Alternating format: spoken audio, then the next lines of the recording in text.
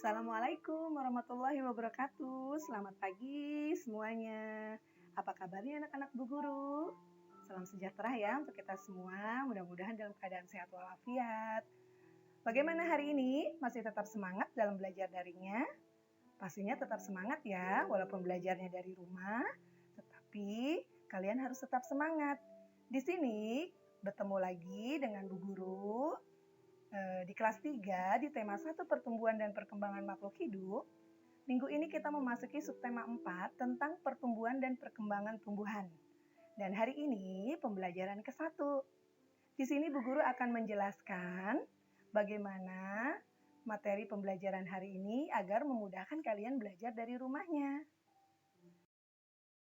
Oke, untuk muatan mata pelajaran hari ini ada KD 3.4 Bahasa Indonesia, ada KD 3.1 Matematika, dan ada KD 3.3 SBDP. Untuk tujuan pembelajaran pada hari ini, 1. Siswa dapat menyajikan laporan tentang jenis-jenis tumbuhan sesuai dengan cara berkembang biak. 2. Siswa dapat menentukan hasil pembagian dengan benar. Dan yang ketiga, siswa dapat membuat karya mozaik. Oke, selanjutnya kita masuk ke dalam materi ya. Kamu sudah mengetahui cara perkembangbiakan dan daur hidup hewan pada pembelajaran sebelumnya. Pastinya kalian sudah pada tahu ya perkembangbiakan dan daur hidup hewan. Hari ini kita memasuki pertumbuhan dan perkembangan tumbuhan. Ayo, amati gambar di bawah ini. Dan bacalah dengan nyaring pada teks di samping. Coba kalian lihat dulu ya pertumbuhan tanaman. Kita lihat teks di samping.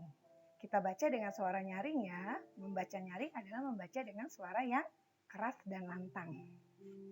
Pertumbuhan tanaman. Tanaman sama dengan makhluk hidup lainnya yang mengalami pertumbuhan. Tanaman memiliki daur hidup dan cara yang berbeda dalam perkembangbiakan. Ada yang berkembang biak secara alami dan ada yang berkembang biak secara buatan. Oke, yuk kita bedakan ya antara pertumbuhan dan perkembangan tumbuhan berkembang biak secara alami dan ada juga pertumbuhan dan perkembangan tumbuhan berkembang biaknya secara buatan. Kalau berkembang biak secara alami seperti apa? Berkembang biaknya itu secara alami ya. Contohnya berkembang biak secara alami itu ada 1 biji. Contohnya pohon jambu, pohon mangga, dan pohon jeruk. Selanjutnya lagi tunas. Contohnya pohon pisang dan cocor bebek. Selanjutnya lagi spora. Contohnya yaitu lumut, tanaman paku. Dan satunya lagi umbi, yaitu contohnya kentang, wortel, singkong, dan bawang. Selanjutnya berkembang biak secara buatan. Artinya apa? Yaitu dibantu dengan manusia. Contohnya tumbuhan berkembang biak secara buatan 1 cangkok. Kedua okulasi. Yang ketiga stek. Nah itulah perbedaan antara berkembang biak secara alami dan berkembang biak secara buatan pada pertumbuhan dan perkembangan tumbuhan. Oke, selanjutnya mari kita mengenal berbagai tumbuhan dan cara berkembang biaknya. Caranya dengan membuat di kertas HVS yang berisi berbagai macam daun di sekitar. Lalu tempelkan di kertas HVS tersebut. Ambillah daun yang sudah kering dan terjatuh ya, karena hal ini dilakukan agar kita tidak merusak tanaman. Lihat contoh hasil tempelannya. Jenis daunnya. Nah, ini kita ambil dari pohon mangga. Kita tulis keterangannya. Nama tanamannya pohon mangga. Cara berkembang biaknya dengan apa? Dengan biji. Yang kedua, lihat jenis daunnya agak melebar. Nah, keterangannya kita tulis nama tanamannya cocor bebek. Ditulis kembali cara berkembang biaknya dengan apa? Dengan tunas.